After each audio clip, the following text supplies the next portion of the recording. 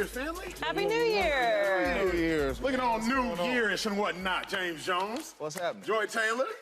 Eagles all-time rushing leader, LeSean. Shady McCoy. Y'all know what it is. Shady, I got to talk about Nick Sirianni because I just broke down a little bit of what is going on and why it's going on with the Eagles. But people are saying that Nick Sirianni, the head coach, should be on the hot seat. You played for the Eagles, but more importantly, you've won 2 Super Bowls under great coaches. Andy Reid, Bruce Arians. Nick Sirianni, at first we believed him to be a great coach. He may still be. You're the all-time rushing leader. Should he be on the hot seat? Absolutely not. Is that the rumor out here? Is that what the rumor, big dog? The streets is That's talking the about? New Year rumor. See, I don't. You know what? In 2024, I say, I'm never listening to the streets no more. If the streets is talking, I do not want to hear it. Why should he be on the hot seat? Because he's having a bad stretch, having a bad couple of games. Yeah. Who doesn't have that? All the coaches we can talk about, they go through these things. Nick Sirianni has had these guys in the Super Bowl. Is that not correct? It's correct. Right, so I was looking at since he's been an Eagle, every year I've seen him get better and better and better. And then the worst period of his time, right, he's 11-5. Yeah. So no, he doesn't deserve to be on the hot seat. He should be on the good seat. Right? he should. Nick Sirianni has done well. Yes. He's the second most winning coach since he started under Andy Reid, which we all know what he is. So right now, that's got to find themselves. It don't look good. It does look ugly. Yes, it does. But he don't deserve to be on the hot seat. Yes, it does. Yeah, I mean, I don't want to say nice things about the Eagles today. That's not how I want to start the show. But no, he shouldn't be on the hot seat. He was in the Super Bowl last year. True. I know we like to get real crazy with the coaches, and I don't know that he's done an excellent job this year. I think they've been a little arrogant at times, a little defiant of what's actually happening. I think some of the adjustments have proven to be kind of pointless. I mean, you just mentioned the multiple 70-yard drives ending in touchdowns and giving up a loss to the team with the second worst record in the NFL. This is a bad loss. It's a bad loss, and not what you want to look like at the end of the season. But they're going to be in the postseason. True. All right? They were in the Super Bowl last year. There is such thing as Super Bowl hangover. You notice that the 2 teams that were in the Super Bowl last year are having a little bit of an up and down season this year. That tends to happen for one reason or another. Guys got to get paid. Guys have played longer than everybody else. Maybe they're dealing with more injuries. They've made adjustments that they think worked last year that don't work this year. Everything fell in line, and now all of a sudden looks like they weren't the right players. There's a lot of things that can happen throughout the season, but to say that Nick Sirianni should be in the hot seat, I mean, we're talking about the hot seat. Yeah. That means that we're talking about replacing you as the head coach. Yeah. There was a point in time where Kyle Shanahan lost 3 out of 4, right? This season? Yeah, this 4 out of 5. Okay. I hear you, but they lost 3 in a row. We weren't talking about Kyle Shanahan being in the hot seat. No. Nor should we, because that's a ridiculous thing to say. Here's my thought, though. Here's my thought for everybody at the table. James, obviously, you are the next brilliant speaker. It's this. I saw this sentiment, and I didn't want to argue with it. I wanted to ask you all, what does Nick Sirianni do well? Here's what we do know. He doesn't retain great coaches well. He doesn't hire great coaches. He doesn't have a prolific and proficient offense. His defense is not great.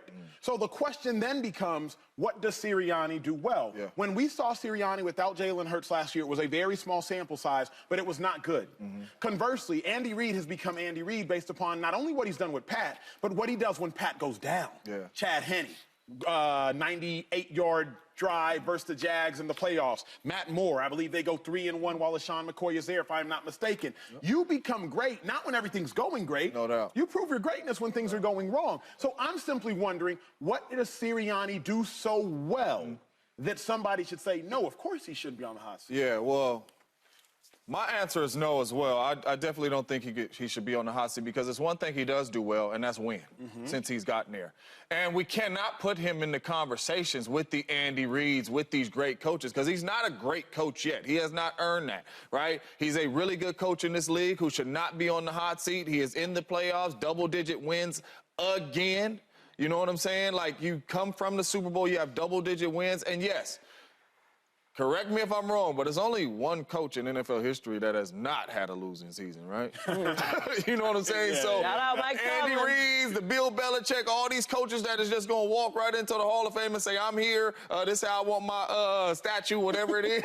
You know what I'm saying? They done had some losing seasons too, right? They done had some stretches in the season where they done lost 4 out of 5 or 3 out of 4 or whatever it is. So it's not looking good in Philly. It ain't looked good in Philly all season long, and they have gutted out some wins. They got themselves in the playoffs. But when you talk hot seat, You talk about a coach, 3-4 wins, back-to-back seasons, losing seasons, or whatever that may be. Nick Sirianni has done a hell of a job over there in Philly. So to have a bad stretch or look like you're playing bad football, you know, throughout the season, should not have him on the hot seat with what he's accomplished in Philadelphia already. Also, he's a victim of his own success there. Everybody loses coaches once you start winning. We know that. Every single coach, that's why good coaches have coaching trees. Because if you have success, people are going to poach your assistants. That's what happens. Last year, they had, by all accounts, a successful season. No, they didn't win the Super Bowl, but Shady, you say this all the time. It's hard as hell to get to a Super Bowl. Forget winning a Super Bowl. Getting to a Super Bowl is hard to do. And they just did that last season. So you're talking about what does he do well? Well, last year he did well enough to get to a Super Bowl and compete in that Super Bowl. This year they're 11-5. They've been locked into a playoff spot, which you can't say that for everyone around the league. Again, I don't want to say nice things about the Eagles today. We should be being critical of how that game went and how they played, what they look like right now, the adjustments that they've made throughout the season that haven't been successful, the excuses that they've come up with for why they're not playing at the level that they need to play at. But to talk about what does Nick Sirianni do well, and we can't overreact that much. They're in the postseason, and a lot happens in the postseason. The thing for me isn't so much of an overreaction as it is 2-5. I'm trying to deduce what's going on here. When you lose an understudy, if you will, if you're the brains behind the operation should still run. Yeah.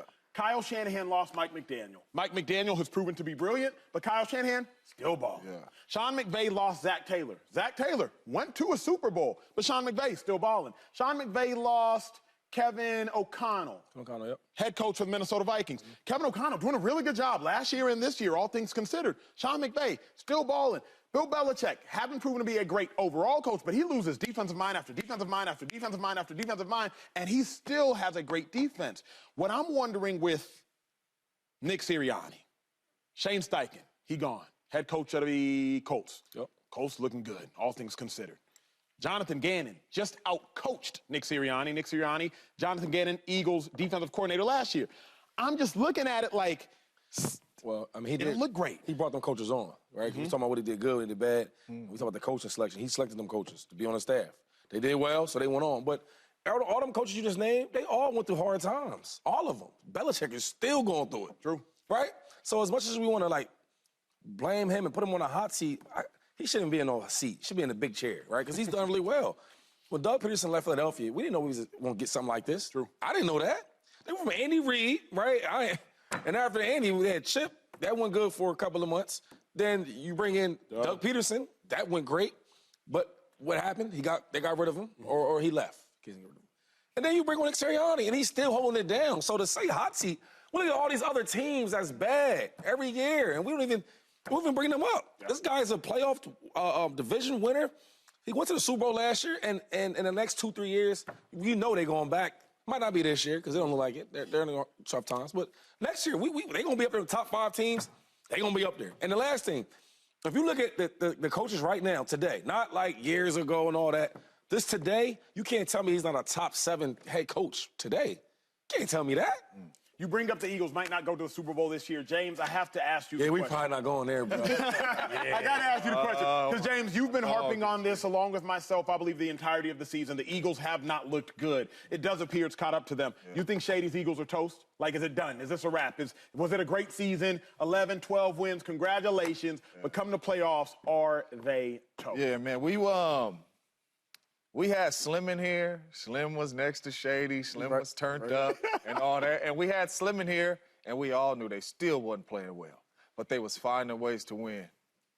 The Eagles is like burnt toast. You know what I'm saying? You scraping the stuff. Yeah, look at it. That's the Eagles right there. That's the Eagles right there. And the reason why is everything that has happened this season. You're finding ways to win. Everybody's saying we're not playing good football, right? You lose games, you got your quarterback coming out saying we ain't committed, you know?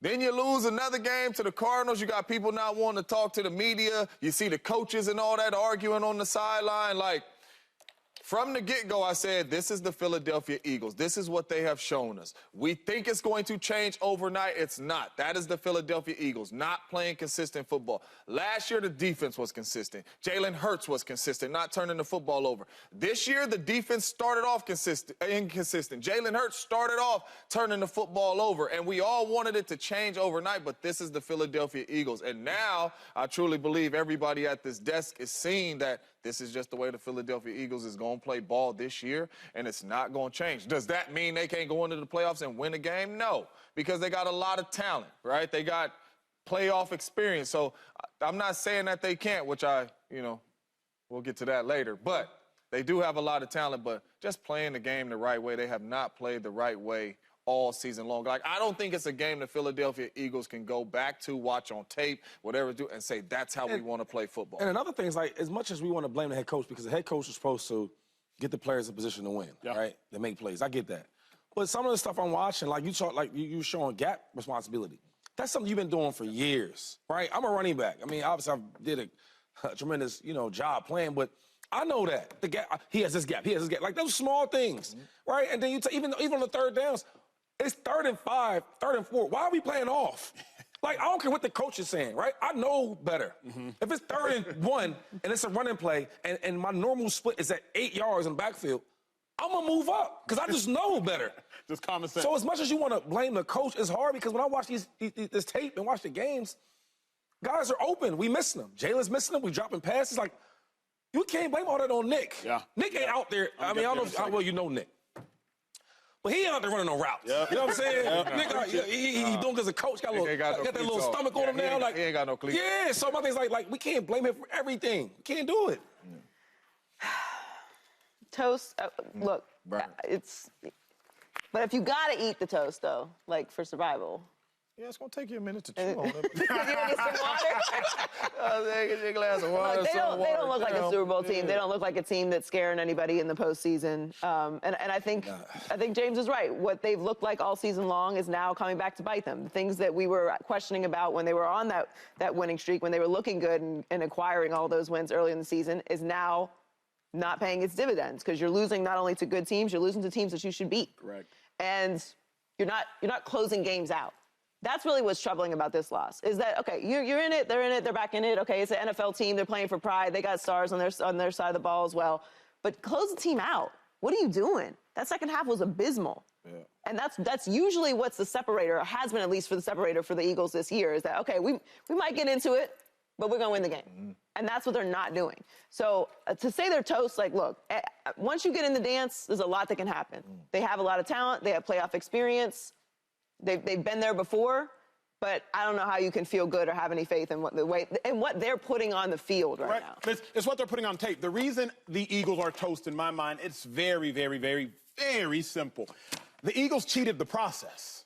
I always said, I don't care exclusively about the result. I care about how do you get the result. We came on the show 3 weeks ago, and I said, look, I'd rather the Eagles look good than win. Some of y'all looked at me crazy. I don't recall who, but I was like, look, I'd rather they look good than win.